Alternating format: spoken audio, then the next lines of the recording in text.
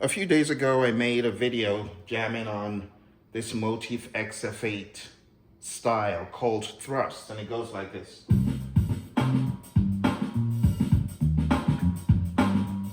So I was playing outside of the key.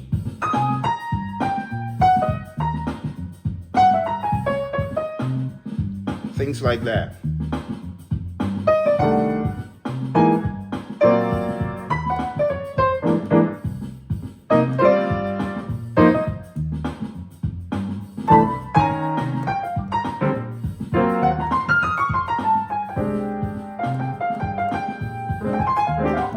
Things like that.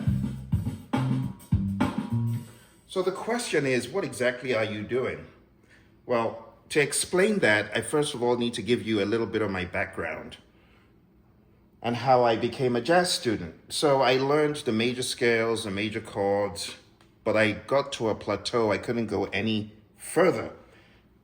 And I understood that to go further, I needed to get more into the world of harder jazz, but I didn't even know who the artists were. I started off listening to George Howard, Bob James, and a guy called Blanca out of Germany, I believe he is, or somewhere in Europe.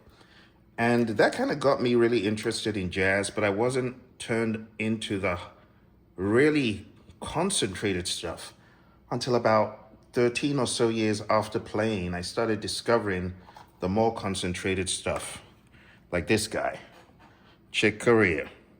If you have not listened to Chick Corea, his electric band, his acoustic band, you need to listen to this guy. And I played in a particular way until I met this guy, Chick Corea, rest his soul. I met Chick Corea in London at Cabot Hall. I met him just around the time he was about to come up with this monster release. This was for his 60th birthday, so Chick must have been in his late 50s when I met him at Cabot Hall. And when I asked Chick Corea, all this solo stuff, how do you do it? How does one stay fresh? Is it that one needs to cram all these scales, and is it memorizing scales? And Chick said, no, it's not in memorizing scales, even though that's good.